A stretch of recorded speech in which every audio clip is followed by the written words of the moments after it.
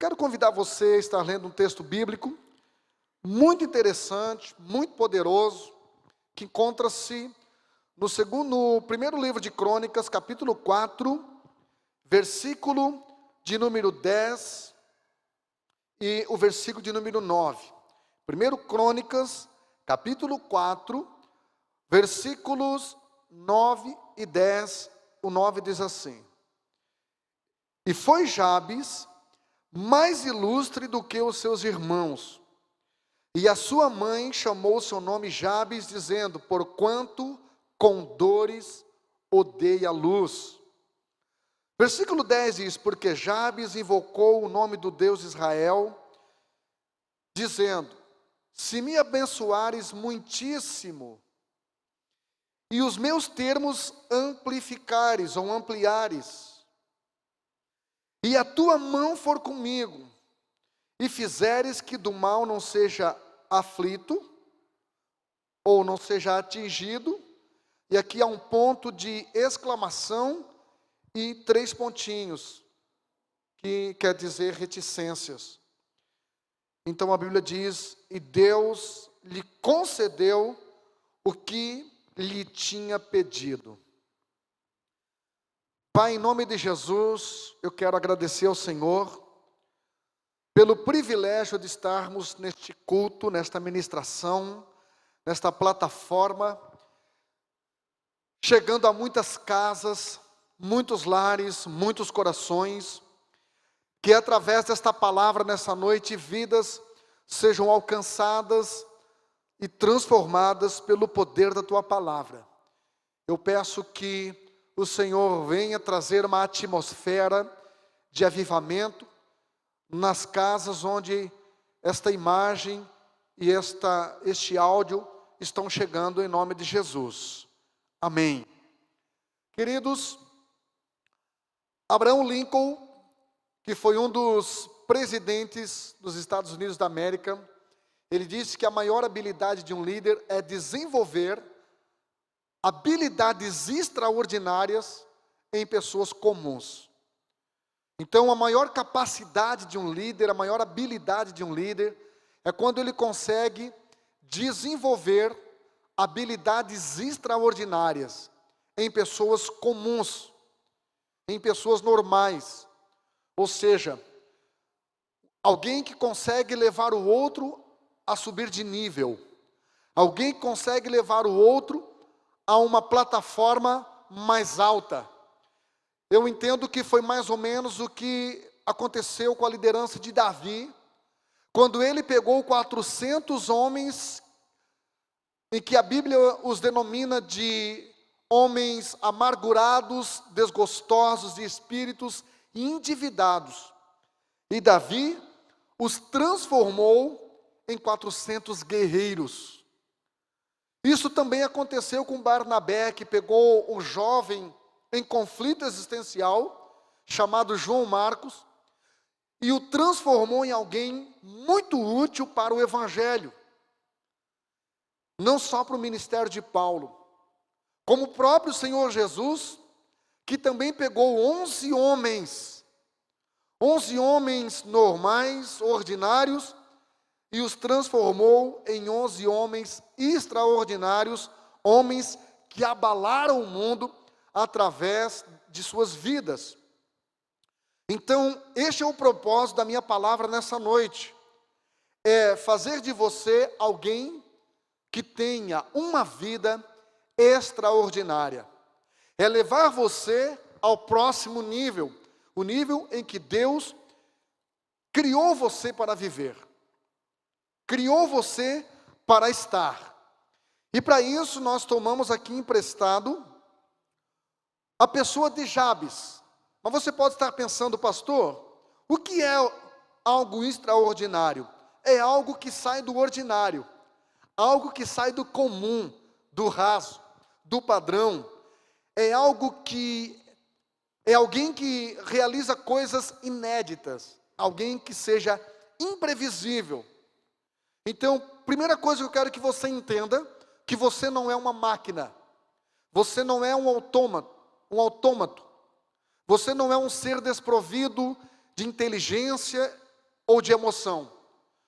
Ou você não é uma máquina de Xerox, uma copiadora humana.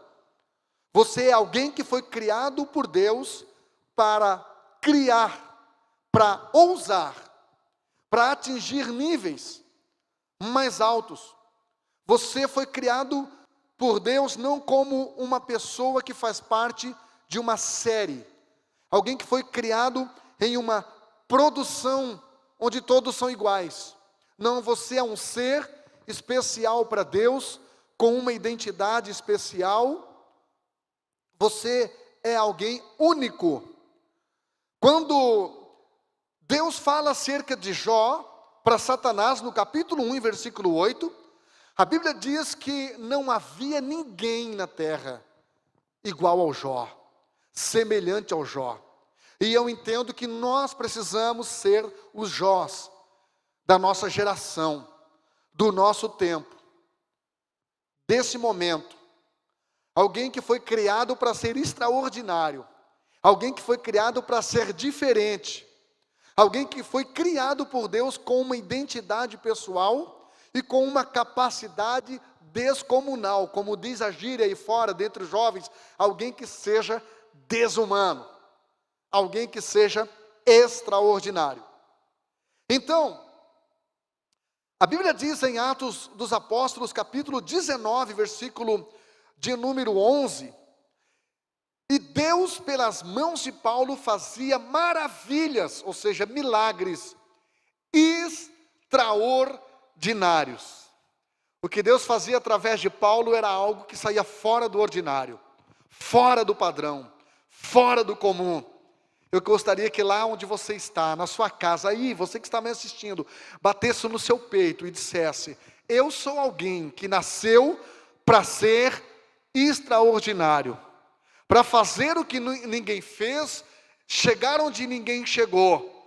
Alexandre Graham Bell, o homem que inventou o telefone, ele disse: se você trilhar apenas o caminho que todos já trilharam, você só vai chegar onde todos já chegaram. Albert Einstein disse que é tolice você fazer as mesmas coisas que todo mundo está fazendo, esperando um resultado diferenciado. Então, o que eu quero que você entenda é que o texto que eu citei, Atos 19:11, a Bíblia diz que Deus pelas mãos de Paulo fazia maravilhas extraordinárias. Veja só, é a mão de Deus fazendo prodígios, fazendo milagres, fazendo maravilhas extraordinárias através da minha e da sua mão. Amém? Então, quando nós olhamos aqui para este capítulo 4 de 1 Crônicas, nos versículos 9 e 10, nós olhamos algo aqui que me chama muita atenção, porque a Bíblia diz no versículo 9, que a Bíblia narra uma biografia curta, que aparece apenas em 2 versículos, e só aparece uma vez na Bíblia, uma biografia curta de Jabes, que aparece no meio de 40 nomes, numa genealogia composta por 40 nomes esquisitos,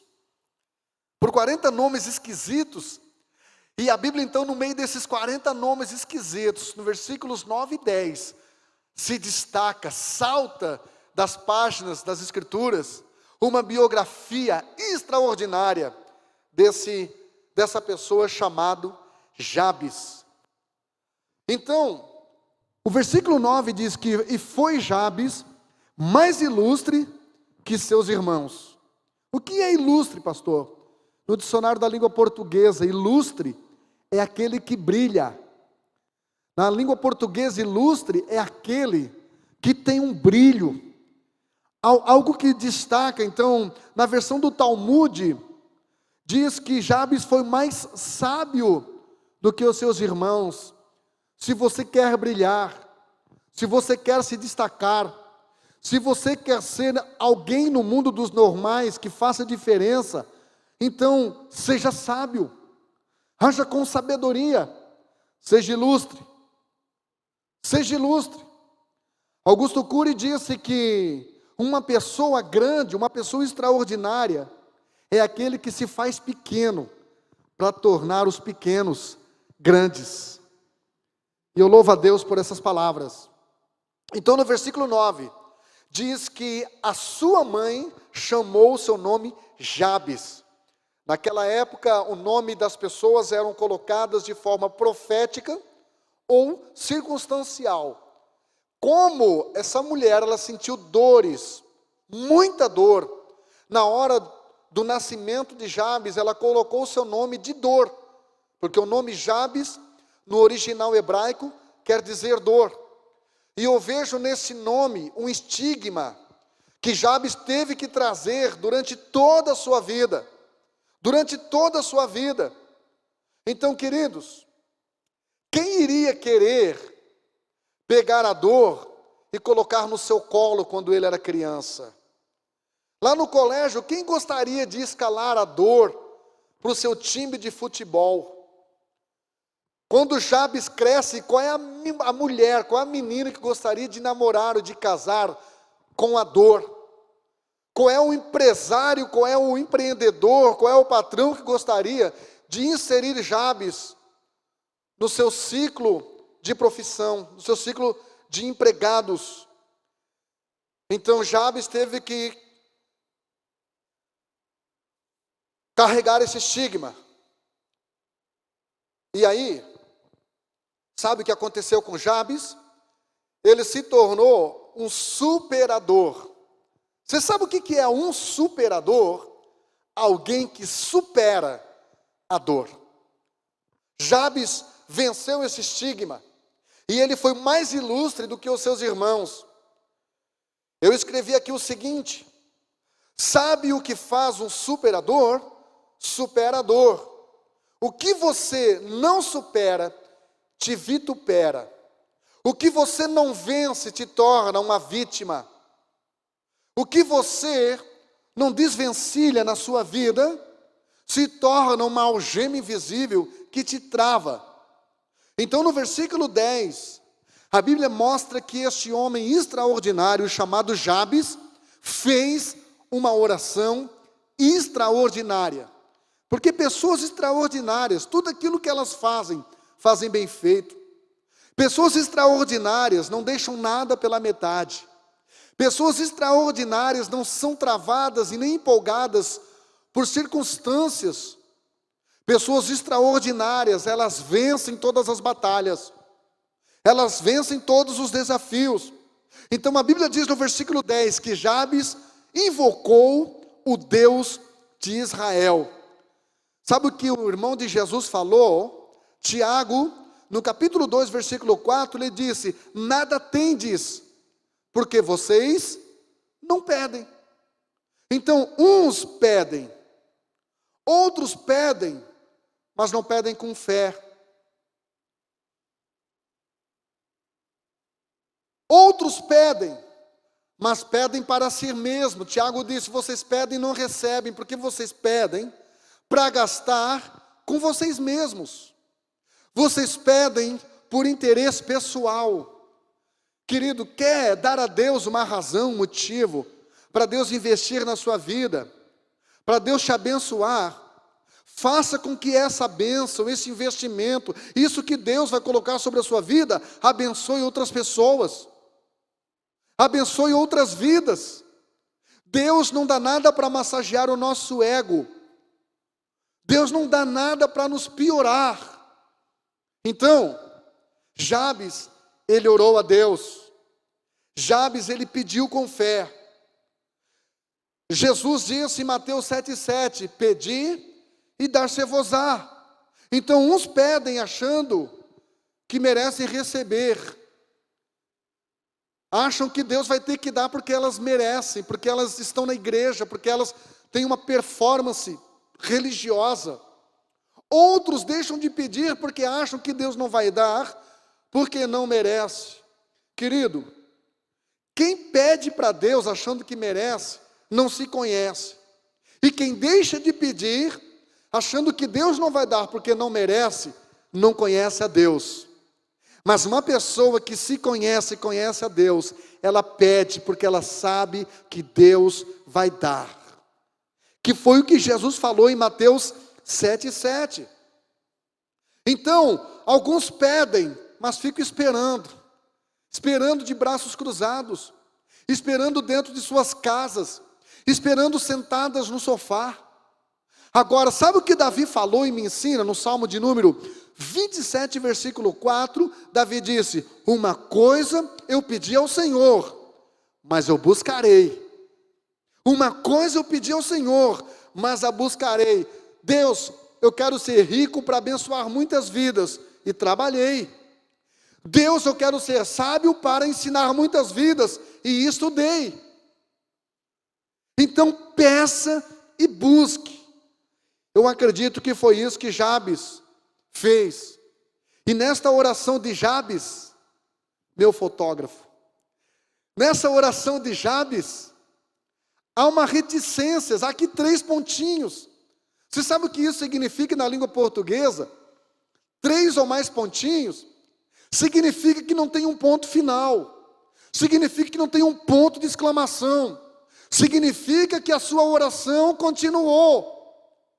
Por isso que eu não acredito em campanha de oração, por isso que eu não acredito em pessoas que oram porque estão precisando e depois que recebem, param de orar. Jabes continuou orando, continuou buscando, continuou pedindo, continuou adorando, continuou agradecendo, continuou buscando ao Senhor, e isto é maravilhoso. Então, querido, não deixe Satanás colocar um ponto final na sua história. E ainda que por sua legalidade ele tenha feito isso, colocado um ponto final na sua história, deixa Deus nesta noite arrancar este ponto final e colocar uma vírgula. Porque eu profetizo para você, a sua história não acaba aqui. A história do seu casamento, da sua família, da sua empresa, que talvez você tenha sido avisado que voltando vai ter que ir para a rua do seu serviço, não para aqui. Sua vida não depende do seu patrão, sua vida não depende do seu governador, do seu presidente, sua vida não depende do seu pastor, sua vida depende de Deus. Então Deus nessa noite está arrancando o ponto final que o diabo colocou, e Ele está colocando uma vírgula e dizendo: meu filho, minha filha, sua vida continua. Se não está tudo certo, entenda que no final vai dar tudo certo, e se não deu tudo certo ainda, é porque ainda não chegou o seu final. Se você recebe essa palavra onde você está, diga amém.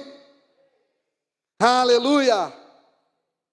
Deixa Deus colocar reticências na sua oração. Jabes pediu 4 coisas para Deus e não se conformou.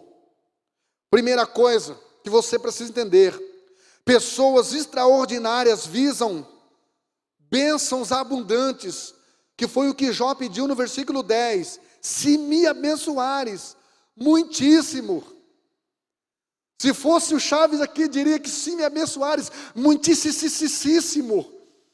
Tem pessoas que se acomodam com pouco, tem pessoas que se limitam ao básico, mas Jó estava dizendo: se tu me abençoares muitíssimo. Entenda, Deus não vai te dar além daquilo que você acredita que Ele vai te dar.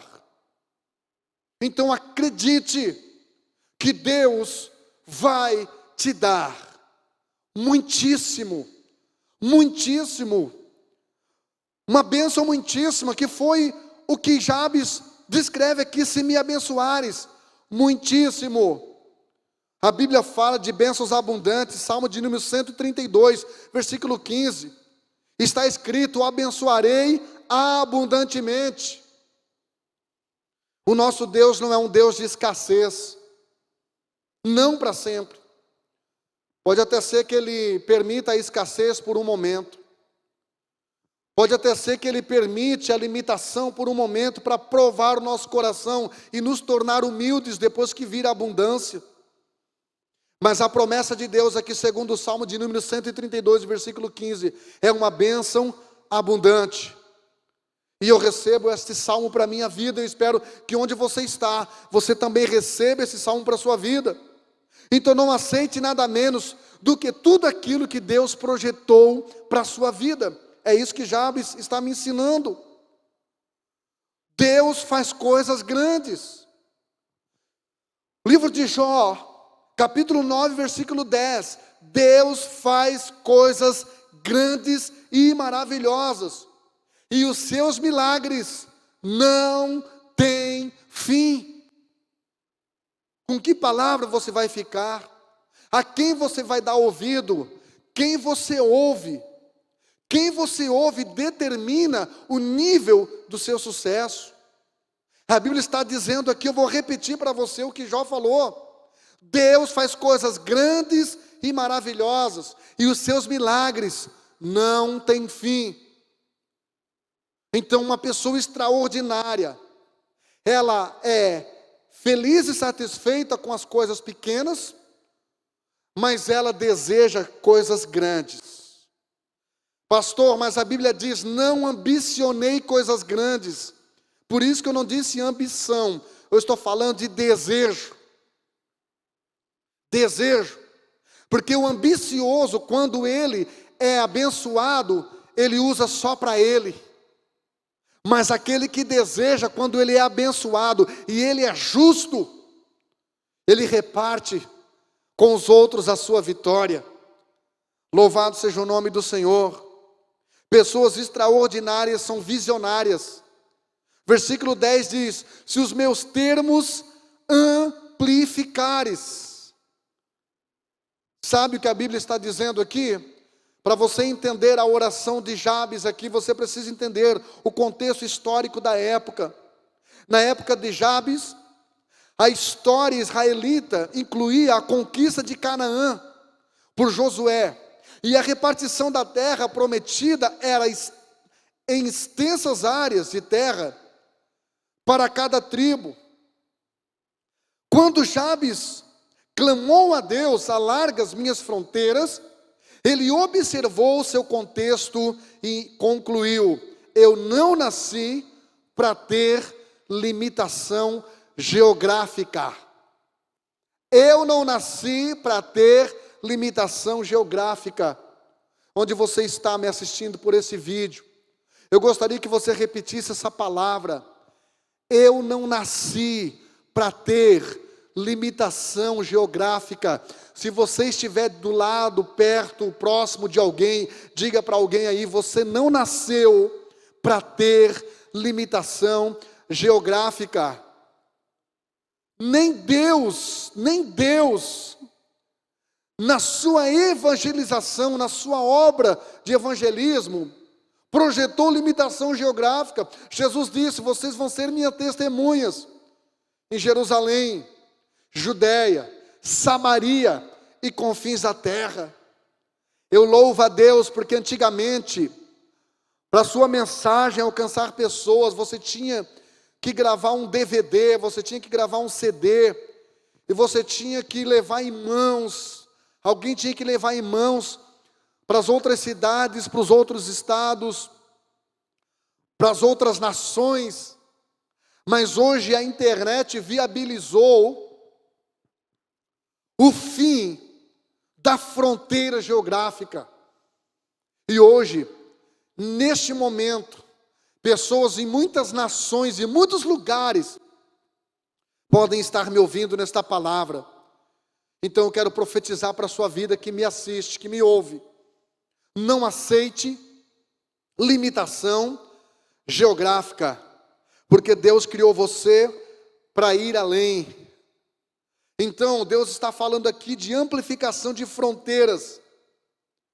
Todos os grandes vencedores são motivados por um sentimento de conquista e expansão. Conta-nos a história que Alexandre o Grande, com 33 anos de idade, quando ele conquistou a última terra, a sua biografia diz que ele sentou-se e chorou diante do seu general, porque disse, e agora, o que eu vou fazer? Quando uma pessoa sente que já conquistou tudo, a sua tendência é morrer antes do tempo. Por isso ele morre precocemente, alcoólatra, com 33 anos de idade, precocemente. Então eu quero dizer para você, você já não conquistou tudo que Deus tem para você. Há algo além, há algo a mais. Então, estude, busque, sonhe, deseje. Coloque sua perspectiva em Deus. Este momento é circunstancial, vai passar, essa quarentena vai acabar. O choro pode durar uma noite, mas o sol da justiça trará a você um novo tempo, e junto com esse novo tempo, um novo ciclo, e junto com esse novo ciclo, uma nova história. Que você possa acreditar nisso. Deixa eu falar uma coisa para você. O extraordinário inicia como visionário e termina como revolucionário. Ele termina como alguém que vai fazer revolução. Alguém que vai fazer as mesmas coisas de forma totalmente diferente e vai conquistar o seu espaço. Pessoas extraordinárias não dispensam a ajuda de Deus. É o que está aqui no versículo 10. Jabes diz: e a tua mão for comigo. Mão fala de presença. Não tem como minha mão estar no lugar onde eu não estou. Quando a Bíblia fala de mão, fala de presença. O que Jabes está dizendo é o seguinte: Senhor, ainda que me abençoares e amplificares minha vida geograficamente, Senhor, eu preciso que tu estejas comigo. Eu quero comemorar junto com você as minhas conquistas. Eu quero celebrar junto contigo as minhas vitórias. Eu quero que tu faça parte da minha vida. Existem tantas pessoas que estão entregando ao diabo o seu casamento porque não entregaram a Deus o seu namoro. Existem muitas pessoas que estão entregando a Deus os seus fracassos, porque entregaram ao diabo as suas vitórias. Então Jabes aqui está me dizendo: eu quero que tu estejas comigo.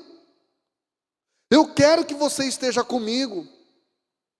Eu quero que a tua presença faça parte da minha vida.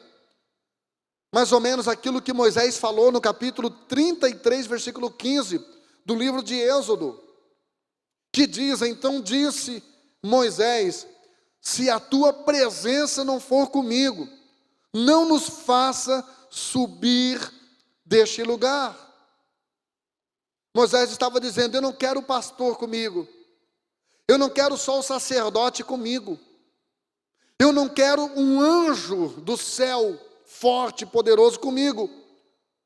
Eu quero tua presença. Eu quero você junto comigo. Então deixa eu falar uma coisa para você. Só vá aonde Deus está te sinalizando. Mas não somente isso. Só vá aonde Deus está te acompanhando. Porque algumas vezes Deus sinaliza para nos testar, para ver se nós dispensamos a presença dEle. Só vá se Deus for com você. Se Deus estiver com você, vá. Só se mova depois que a nuvem mover-se sobre a sua vida. Só se mova depois que a nuvem se mover. Não faça nada sem orar. Busque a direção de Deus. Busque a inspiração de Deus. Busque a revelação de Deus. Busque a intimidade com Deus. Então você terá uma vida extraordinária. Então as circunstâncias adversas não vão pegar você de surpresa. Então o caos não vai pegar você de surpresa. É o que a Bíblia diz em Eclesiastes 12:1. Lembra-te do teu Criador nos dias da tua mocidade, antes que venham os maus dias. O que a Bíblia está me dizendo é que os maus dias virão. para quem? Crente e para ateu. Para crente fiel e crente infiel. Para fracos e fortes. Feios e bonitos.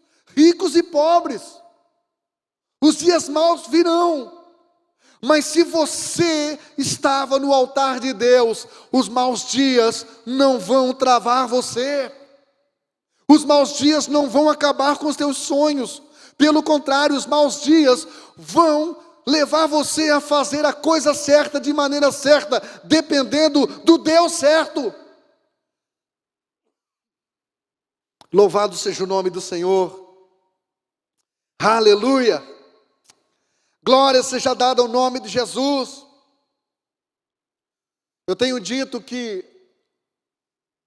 pastores, líderes de igreja, que não estavam no altar da oração, que foram pegos de surpresa nesta luta, estão apavorados.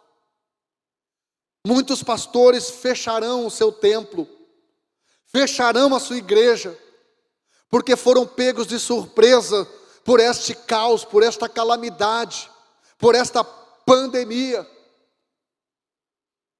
Mas aqueles que estavam no altar, aqueles que estavam desfrutando de intimidade com Deus, aqueles que estavam todos os dias se ofertando como um sacrifício vivo, santo e agradável a Deus, estão enfrentando o mesmo caos, estão enfrentando a mesma adversidade, estão enfrentando o mesmo vírus, estão enfrentando a mesma gripe, a mesma Covid-19, mas se mantêm estáveis, se mantêm firmes, convictos, vendo o invisível lá na frente e compreendendo que Deus em breve dará vitória em nome de Jesus.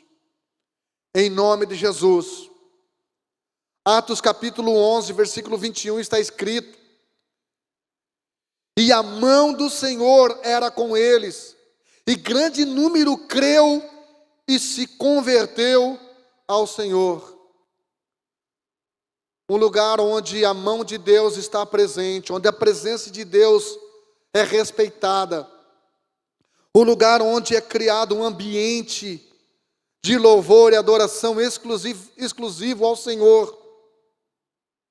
Nesse lugar, pode ter certeza que vidas se renderão ao Senhor, e grande número vai crer no Senhor, e vai se converter ao Senhor. Pastor, o que é conversão? Nada melhor para nos ensinar sobre conversão do que a autoescola. Até eu fazer a autoescola, eu achava que conversão era você simplesmente dar um giro de 180 graus e voltar, ou de 90 graus e voltar pelo mesmo caminho, mas não é. Conversão é você dobrar à direita ou à esquerda e você voltar por outro caminho. Porque se for apenas voltar pelo mesmo caminho, você vai encontrar as mesmas coisas que te venceram na tentação, os mesmos bares, as mesmas prostituições, os mesmos vícios. Mas quando você volta por outro caminho, você não está mais trilhando o seu caminho que aparentemente parecia bom e perfeito. Mas Provérbios diz que há caminho que ao homem parece direito, mas o fim dele é caminho de morte. Agora, quando você se converte, você dobra à esquerda ou à direita, você volta por um outro caminho. Agora, não mais o seu caminho, mas o Senhor, que é a verdade, a vida e o caminho. Então, queridos, Jabes era uma pessoa extraordinária. E, para encerrar, pessoas extraordinárias são livres. Versículo 10 diz: e se tu fizeres que do mal eu não seja aflito. Gente, nesse contexto histórico, os cananeus praticavam toda forma de feitiçaria e de magia negra. Portanto, Jabes sabia que estaria enfrentando os soldados cananeus e o poder sobrenatural que estava por detrás deles, ou seja, legiões demoníacas. Mas ele disse: Senhor, que eu seja livre do mal, que eu seja livre do mal, que nada me escravize, que nada me prenda, que nada me torne alguém cativo. Eu profetizo para você nesta noite: seja extraordinário. Você nasceu para ser extraordinário. Seja uma pessoa livre. Pastor, mas eu sou livre porque eu faço o que eu quero, quando eu quero e do jeito que eu quero. Isso é escravidão. Isso significa que você é escravo de você mesmo. Isso significa que você é escravo das suas emoções, dos seus desejos. Ser livre não é você fazer tudo o que você quer, é você não fazer o que você quer. Ser livre é você fazer o que você não quer, mas que Deus quer porque sabe que é melhor para você. Isso é ser livre. É você ser liberto de você mesmo. E a única forma de você atingir essa liberdade não é com coaches, não é com psicólogos, nem com psiquiatras. A única forma de você receber essa liberdade, meu querido, é você deixar Jesus libertar você.